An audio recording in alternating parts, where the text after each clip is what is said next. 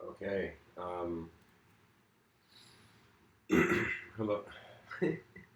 So the stream was interrupted, guys. I gotta start it over. Um, let's do this.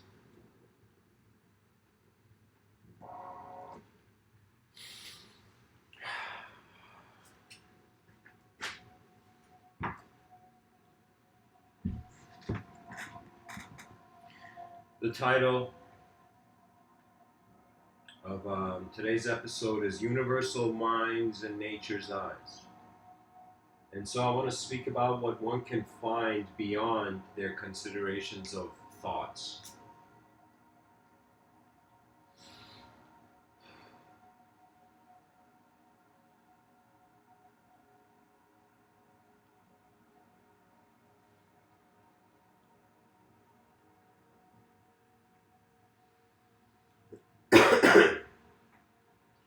If it is easy enough for a person to consider their individual materialistic body to have a mind, then it won't be long enough until one begins to wonder if the universe has a sort of intelligence overall, as if there is something such as a universal mind.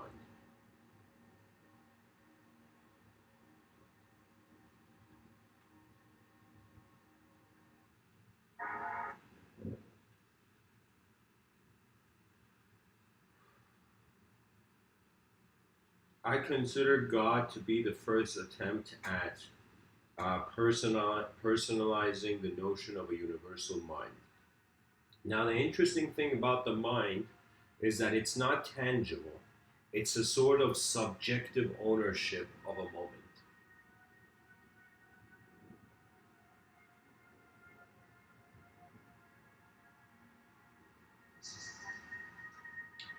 This subjective ownership of the moment is hovering in empty space. Everything in this life I have felt I have owned, I have thought it was mine. The idea of me was hovering in empty space. It was a momentary projection, as if I was designed in such a way and the world I saw was designed in that way, and as the designs merged, collided, it was inevitably the destiny of the chemical reaction. The destiny of the, not chemical reaction, but the reaction of different moments with one another. Nature's eyes is this very profound concept that what is looking through your eyes is fundamentally nature. And you, in front of your eyes, have separated your intelligence. Your intelligence comes to you as an individuation. And when this individuation was studied in deeper ways, it led to spiritual notions. The dude didn't just have an identity, he had a past life, he had different incarnations, he had different, multidimensional engagements and whatnot. And so what happened is that in our effort to see beyond the individual existence, we concluded a collective experience. And in the conclusion of that collective experience, the preachings of love began to flow in this world. What that means is love is not just you, hugging your lover after a good night. Love is in some sense a sort of existential responsibility for the continuity or to the continuity of experience. That means your existence wants you to keep experiencing, and your experience constantly wants to exist.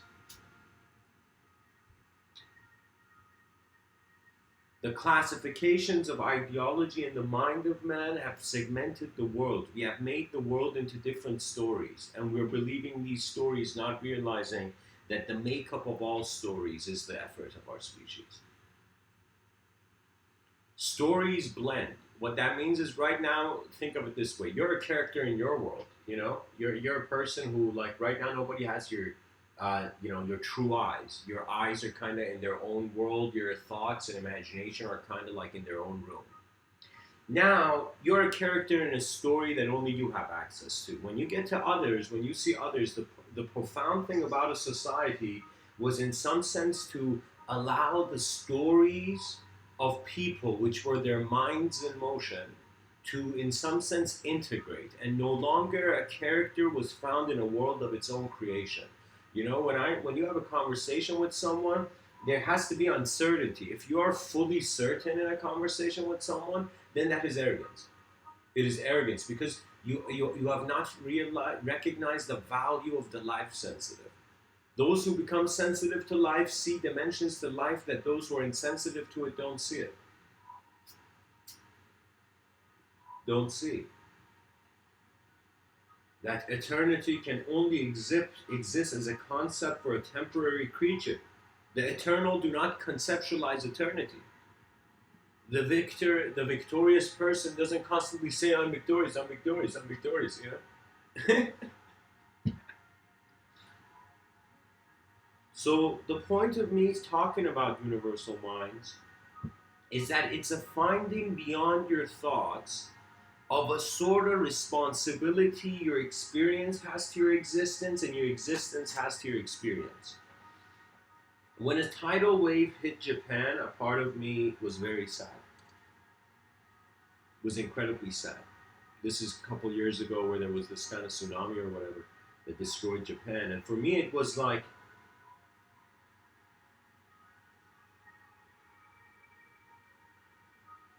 I thought of the most hardworking, good ethic, most, moral citizen having to confront the spontaneous arrival, the unknown arrival of a tidal wave, of a tsunami. As if, does it matter if you're good your whole life? Does it matter if you're bad your whole life when nature moves you regardless of your thinking? There's two ways you think, I personally believe. You either think that you are a thought, or you realize you're not a thought. If you realize you're not a thought, the world will be more unknown. You will have less of a... Think of it this way. Life will be more exciting, but you might have more challenges. For some scientists, some theorists, for me, I feel like they have done the opposite. Life has become less exciting because the challenges have reduced in intensity. Sometimes the great warrior needs a new enemy to become a greater warrior. That's kind of how the greatest stories go. Films, books, novels, these are pretty much, our eyes are opening to a possibility of behavior. The power that, for example, a science fiction novel has or a lecture has is that it gives you a possibility of behavior. It doesn't justify the behavior. It doesn't tell you this is the only truth. It says that the truth I have seen has walked this far. And how far have your eyes walked externally and internally? How much is your external reality based on your internality? How much is your internality a void to the externality? We are objects that are intelligent on some level. This intelligence surpasses just an atomic existence. That means atoms could not know they are atoms. There was something that was beyond the atom that saw the atom and was like, holy shit, that's an atom. You know, if you were just the atom, there would be no mind. Therefore, any living creature has a sort of rhythm of movement in it. And this is, I have many theories on this, that the light of the sun is not just light. We're not just getting light from the sun. We're getting intelligent designs. Think of it this way. Think of it as if each beam of the sun that hits a planet is a data stream. The sun instantly knows what its light has made contact with. So for me, light is a movement of data.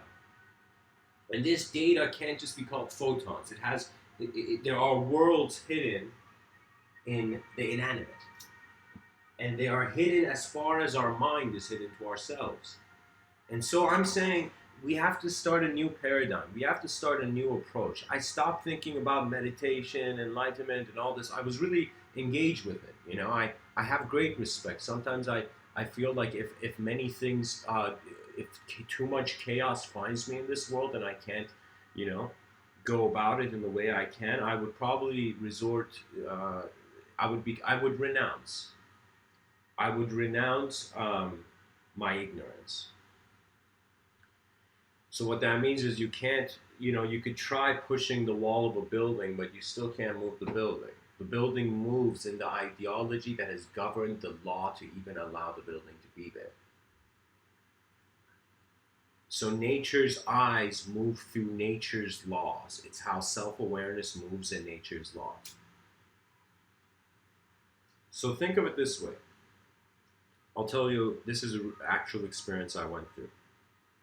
I went and sat down on a rock, and this was a couple years ago. This was in, like, I think around 2012, 13, like around that date. Before, I was struggling with a very not sophisticated, with a very arrogant ego. That means if I could say the first, how can I tell you,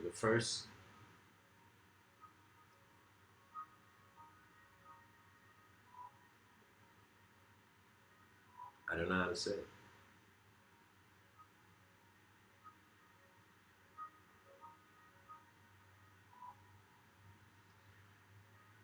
Like the first 20 years of my life,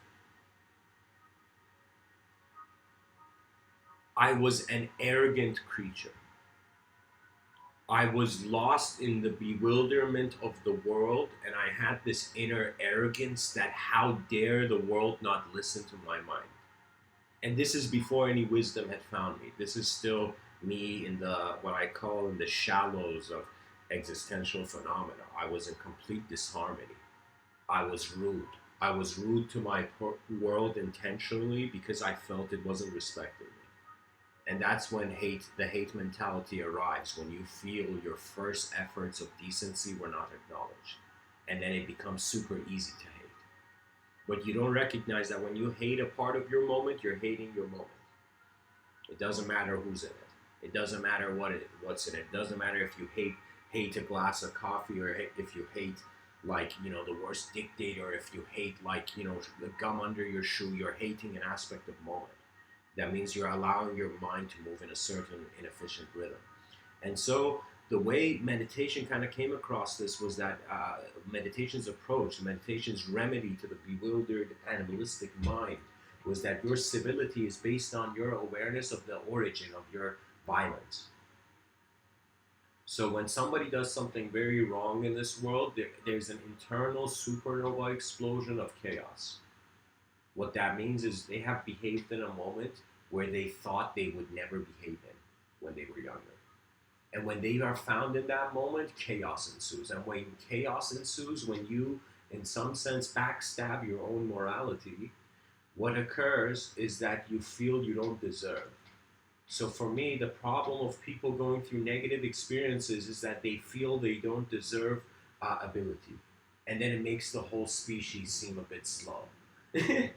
So I'm telling you guys, regardless of the right and wrong, human beings make errors. You know, to err is to be human, something like that. What that notion is suggesting is that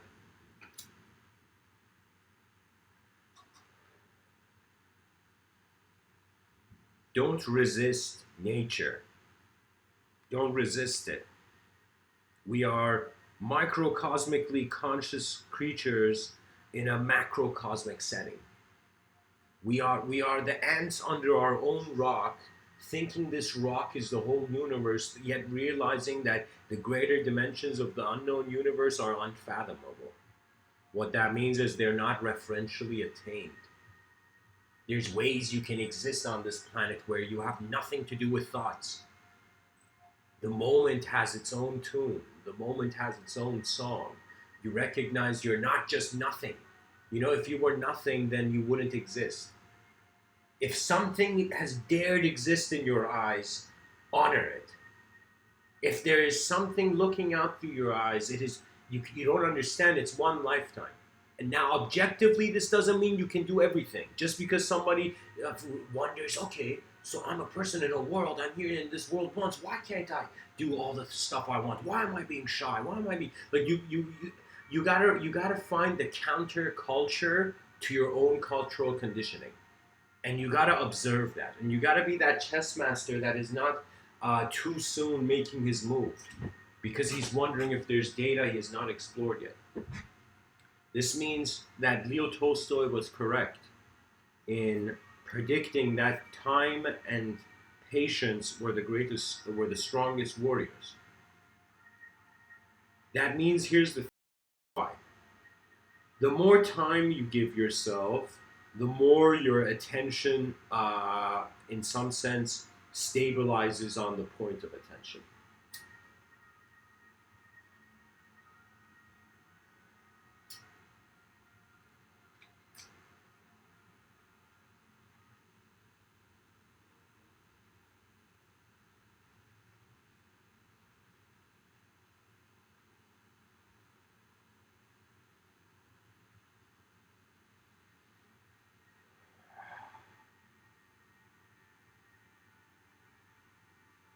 A man went into heaven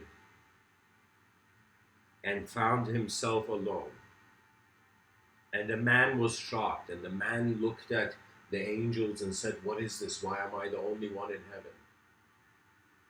And the angels looked at that man and said, "Because the world that you were living in was a sin." And then the man looked at the angel of the ultimate.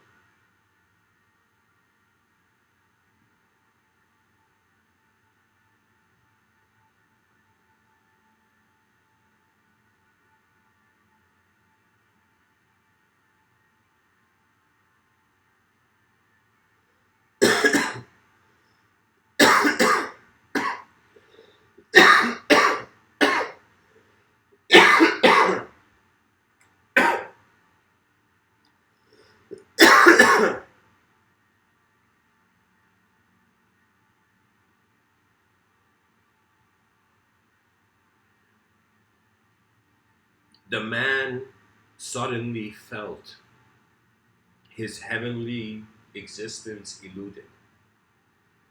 He looked at the angel and he said, "I was in that world. Why did I not go where everybody else went? Why did I enter heaven?" And the angel looked at the man that was in heaven and said, "Because you knew you were not from that world, even though you were in it. For those who know that earth is in paradise, find paradise, because it is everywhere. It is encompassed in the air you breathe to the visions of the world." And so the man suddenly, in that moment, realized that if he had said to the world, if he had somehow told the world, "Do not be too much of a bewildered, violent animal. There is another way. But that way is within you. It is behind your thoughts and in the administrator of the witness. You are a moment of cause in every effect of your life." Beauty is beauty because it has found the source. This is why when we see a sunset, we see a full phenomena. There is beauty. But when we see violence, do we see beauty there? Or whenever blindness attacks, the whole species cries.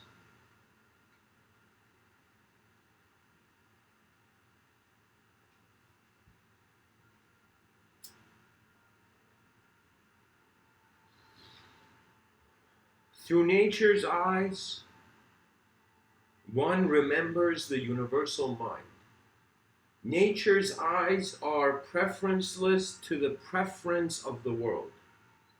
That means right now, imagine I was like, "Guys, guys, let's run to the good and ignore the bad."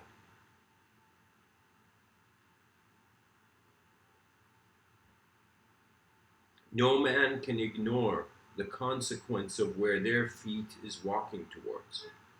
Everything in this world has a consequence. What that means is through the sequence of activity, the accumulated sequences will shape the sequences to be accumulated. The problem was the intellectual approach to truth was that the intellectual approach to truth is something like Okay, we found a way to know things. Now we're going to endlessly pursue this way of knowing things. So let's take the scientific method as an example. We want to see what's going on, and based on what we see, then conclude reality. But if we base our truth on our sight, we will kind of return to Plato's allegory of the cave. So, in some sense, one has to first figure out where their intelligence in the moment is arising. And most people conclude that it is the brain. What Mr. Within is here to say, the brain is your whole moment. Your awareness, the mind and body are like two kids in the same school. They are two aspects of the same mind. And so this body works with spheres and spheres of spatial freedom. Yeah, that's a good way of saying it. This is a statement what I'm going to say right now, this statement, I have a deep, profound hope that it echoes in the ears of mankind.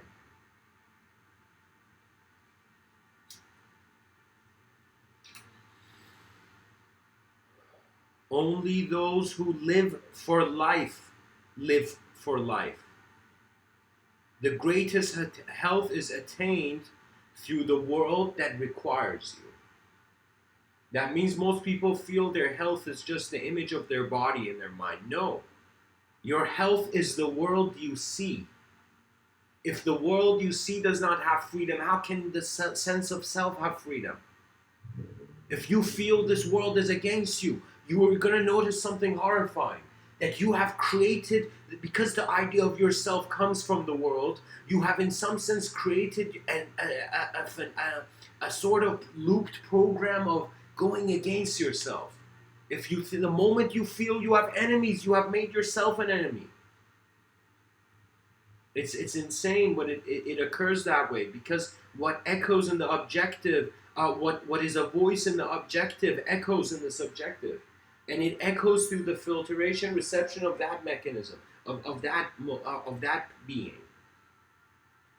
So in some sense, you can say, you can be super poetic about knowledge. And just to conclude on why I was saying the problem of the intellectual approach to truth only, like if you're only going an intellectual approach, it's that it makes life lifeless. It makes the phenomena lifeless, because it cannot account for the intense dynamism. If there is a being that is more intelligent than you, guess what? You cannot be aware of its intelligence. But you can, in some sense, rather than having your, the ancient Sufis called the path, the seeking truth only through the intellect, like hitting a dead donkey and expecting it to move. You have made the world lifeless, and then you want to make conclusions. That's the problem, even a quantum physicist, theorist was asked back in the day during Einstein's time, I think it was Niels Bohr, I don't know who it was exactly, but I know it was a quantum physicist, and when somebody asked them about, like, hey man, what is this? What have we really understood from all of quantum physics or something? And he said the guy gave an example, and he's like, imagine taking a lion and from its natural environment and putting it in a cage. When you have put it in a cage, that lion is no longer the same lion it used to be. Therefore, all our results are not based on the first lion when we cut up and measure and contain the world in our own domain of value. I'll give you an example. The other day, I turned off this computer by, in some sense, holding the off button at the back for a couple seconds, and the whole computer shut down. But then I wondered, what if there were other users logged in? What if in our effort to destroy one person, we have in that effort destroyed an inevitable interconnectivity of the system, as if you are not just you are all that is in the minds of your species. That means you can say with every listener that hears my talks, the symbology inspired out of my inner realm becomes multidimensional. Because the way you hear my talk is the way you hear my talk. Do you see the profoundness? On some level, we're each in our own world and able to truly see through each other's eyes, but on the other hand, we can create a world. That's the power of co-creation. That is the opportunity of the species. That is what a billion, like, if somebody said here, hey man, if do you want me to give you $4 billion, something that is as valuable as $4 billion, it is the 4 billion years it took our species to evolve to such a sophistication where not only we have technology, as an ally for now. The world has advanced to a position where we can do things that our ancestors could never even conceptualize. If there is data, and if you are temporary, if you consider yourself a temporary creature, you must utilize this data, but you must utilize this data through your true nature. You must first find an honest world. And then you can really become, I think that's when your intellect advances, when you're no longer lying, when the lies begin to leave, when the dirt is removed from the diamond. It's an experience, guys. Don't get too obsessed about language. That's the problem with modern spirituality. I'll be honest. I'm telling you, often in these talks, sometimes when I speak, I have the approach where I'm a kind of pilot of my own consciousness, navigating it through various linguistic structures of abstract depth, of abstract positioning. And so pretty much I could tell you, I realize I'm a moment that is observing phenomena occur not through particles, but also through the waves of various language that flows in my attention. I am an attention of the universe to itself. And this self to the acceptance of the ultimate observance. What I'm saying, guys, is it's, believe it or not, what I'm talking about is mysticism 2.0. It is that moment where the mystic who had fallen, who had in some sense entered through the gates of love, the unknown. A mystic can be very simply defined as the lover of the unknown. Pretty much an ultimate explorer. And so, as knowledge begins moving through unknown forces, the mind concludes divinity at work, concludes an invisible, intelligent hand, not just moving the economy, but moving the thoughts that influence the economy. As if it is that, like back in the day, there were definitely some deep philosophers who kind of looked at the mind and were like, as much as we see, like the world, like how can I say it? It's as if the religious man realizes it is God moving his thoughts. That's what I'm saying. It's not just God moving the world, it's God moving his thoughts. So his religiousness is the moment of God. Do you see?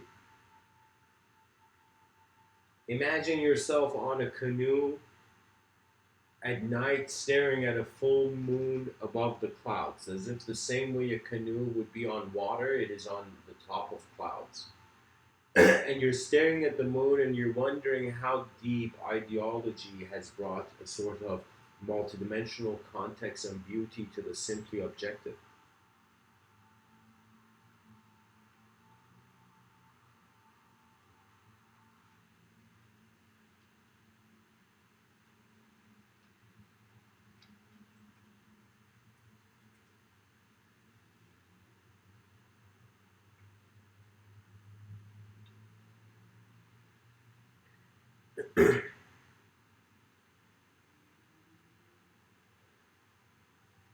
It's kind of complex, guys.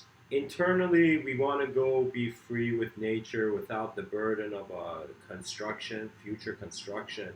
But at the same time, because we're objective, we got to care for the objective world. And so, what I mean is that each citizen in this rock in the middle of nowhere called Earth, self proclaimed as Earth, You are an objective citizen and a subjective citizen of the moment of being. And what that means is that the past and future exist for the idea of you, but the objective universe is just a moment of change. Right now it's raining outside. I can't ask these drops to go back where they came from. Do you see? On some level, the unknown is moving knowledge. On some level, in your intelligence, your knowledge is moving the unknown. Your knowledge is giving itself the permission of how much it can encompass the unknown. Pretty much, you're being your own filter of meaning. And believe it or not, emotions and personalities arise from the collision of worlds. So our species thinks intensity and violence. This whole agenda of political correctness has it made itself blind to how order requires chaos to evolve, and chaos also requires order to evolve. That means the most chaotic force will save the last order. As if, like, think of it this way: there was one good man left in the world, and the whole world that was chaotic came to him, and let's say on some sci-fi planet. This man is the last good, is like the last decent being on a planet where all the beings have sworn their god has become chaos, but for this being, his god is order. In the last moment where that chaotic world is about to come and destroy that order, that last innocence, I'm telling you, the last moment on this planet where the biggest chaos comes to eradicate the innocence of the order, a greater chaos will prevent that chaos from doing it. That means the yin and the laws of the yin yang symbol are universal. They occur in every dimension.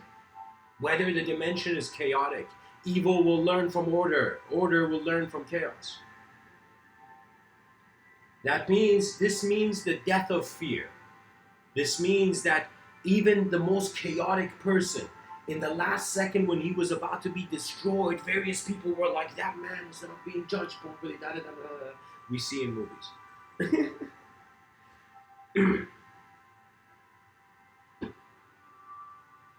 For me, the point of living is exploration. And the point of exploration is to give it a try before it all ends. That's it. You gotta give it a try before it all ends, so at least you saw what was behind the doors of your greatness.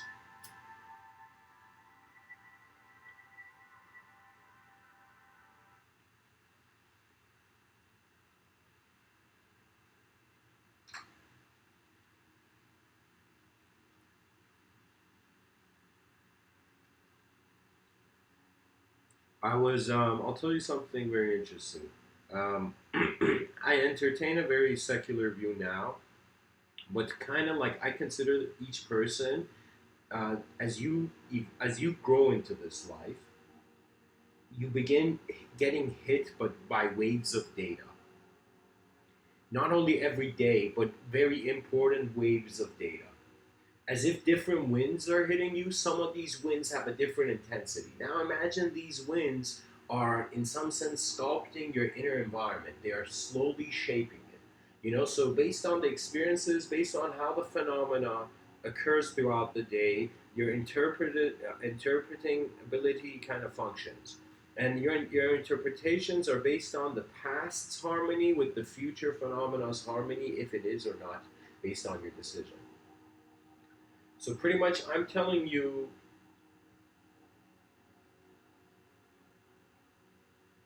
what do you want to know about your experience in this waking state of being? What is honestly interesting to you before anybody told you an idea? Once you reach that moment, once you reach not a sort of hopeless neutrality, it's like the world doesn't have color anymore because I don't see colors. I'm telling you, it's not that. It's not a belief. It's not a belief. It's a direct experience of the moment prior to any belief taking form. any information. So here's an example. Let's say I ride a bike and I fall from that bike.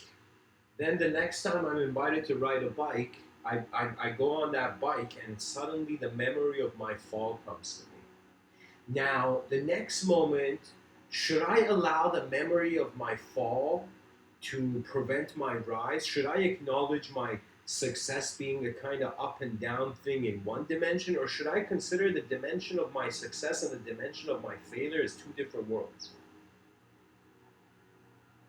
When you see that there's a world where you have never failed and there's a world where you have always failed, you kind of laugh and cry at the same time and come to a moment where you don't allow your emotions to fixate your beliefs. Sometimes we believe things because they have incredible emotional value. You know, on some level, I'm just saying words, guys. I'm just like, Terrence McKenna said it nice. We're sophisticated, we're advanced apes making sophisticated mouth noises. I mean, true. On some level, yes, it's just symbols. Just like when you read a book, it's ink on a piece of paper. Yet that ink begins to animate a story behind your eyes that through the accumulation of all the experiences you've had becomes a subtler movie. So the more books you read, the more you have a potential for the animation of the movie. Because language, why does language exist?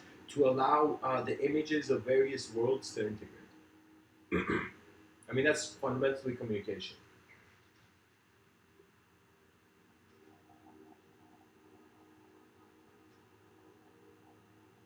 There's this Sufi mystic named Jalaluddin Maulana Rumi.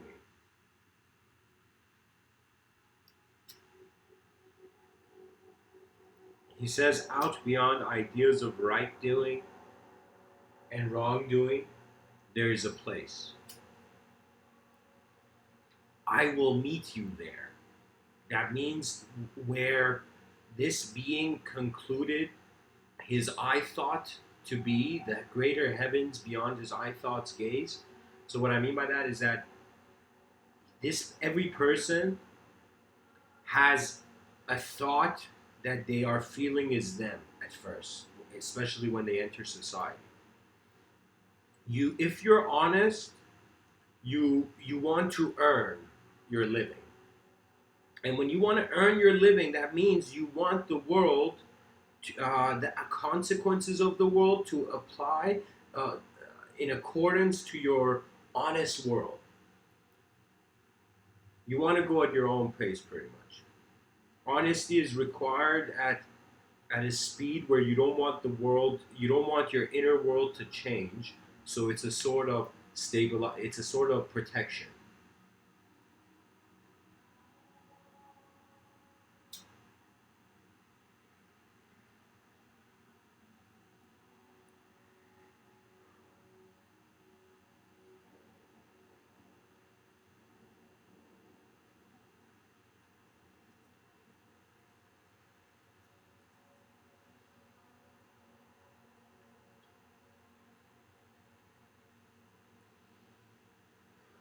Eleanor Roosevelt has this very interesting quote where she says, with the new day comes new strength and new thoughts.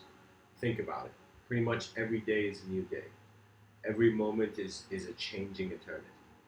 Um, Marcus Aurelius has this quote where he says, the happiness of your life depends upon the quality of your thoughts. Therefore, guard accordingly and take care that you entertain no notions unsuitable to virtue and reasonable nature. I like his approach. He's saying, care for your truth, which is being you, in some sense.